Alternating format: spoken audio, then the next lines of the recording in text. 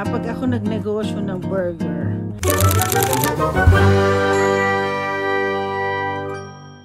Okay guys, I'm making a dinner, pero simple dinner lang po. At ito po ay naiibang dinner. Ito ay gagamitin ko. Magluluto po ako ng, actually gagawa po ako ng burger in pandesal. Okay? Ang bango ng ang bango ng star margarine.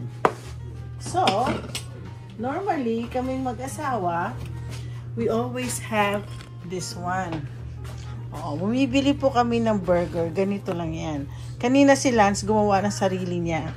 So, ako naman, since Filipino ako, gusto ko something na ganyan-ganyan lang po. You don't need to put anything there. Okay? Yan. So, igaganyan lang ninyo. Okay? Ganyan-ganyan lang. Napakasimple lang gumawa ng burger. Hindi ko na yan walang seasoning ho yan. Ang pandesal namin dito kasi ganito kalaki. Kaya, pwede kong gawin kong burger. So, para kasi malambot po yung pandesal. Grabe. Sobrang lambot. Ipapaano ko na lang po siya dyan. Ito-toast ko siya dito sa mantika at saka sa tawag nito, mantika, ay mahina pala yung ko. Mantika at saka butter kanina. So, sana nga po maano natin. Ayan. Ayan. So, gusto ko kasi yung mga pagkain ko kasi mainit at saka toasted. Ganito gagawin natin.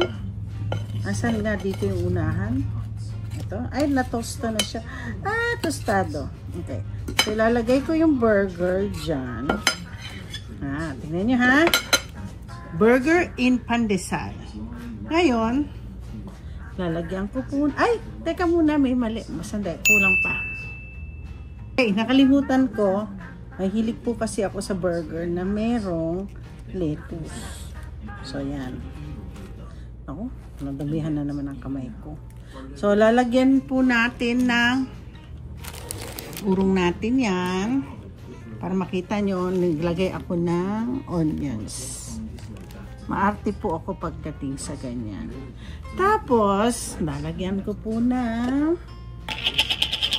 alam niyo pag ako gumawa ng burger, pag ako nagnegosyo ng burger, for sure, lugi-lugi. Bakit?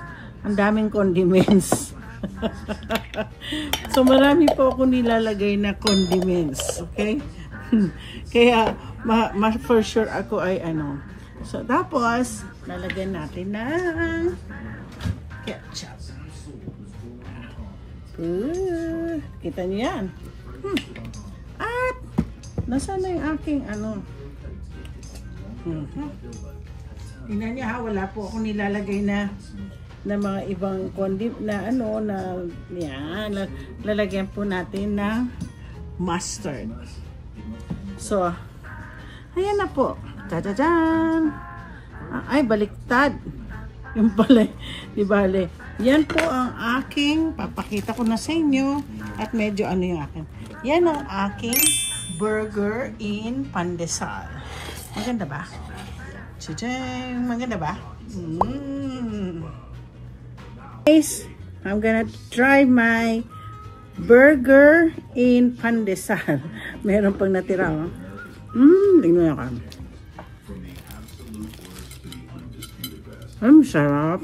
Messy nga lang po. Kasi, manipis po ang pandesal. Ang tinapay niya.